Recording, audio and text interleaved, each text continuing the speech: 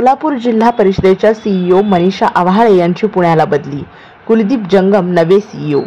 सोलापूर जिल्हा परिषदेच्या मुख्य कार्यकारी अधिकारी मनीषा आव्हाळे यांची पुण्याला पुणे स्मार्ट सिटी डेव्हलपमेंटच्या मुख्य कार्यकारी अधिकारी बदली करण्यात आली आहे। भाप्रसे कुलदीप जंगम यांची सोलापूर जिल्हा परिषदेच्या नवीन मुख्य कार्यकारी अधिकारीपदी नियुक्ती करण्यात आली आहे। मुख्य कार्यकारी अधिकारी मनीषा आव्हाळे यांनी 21 जुलै 2023 रोजी जिल्हा परिषदेच्या मुख्य कार्यकारी अधिकारी पदाचा पदभार घेतला होता। त्यांचा सुद्धा केवळ 13 महिन्याचा अल्प कार्यकाळ राहिला आहे।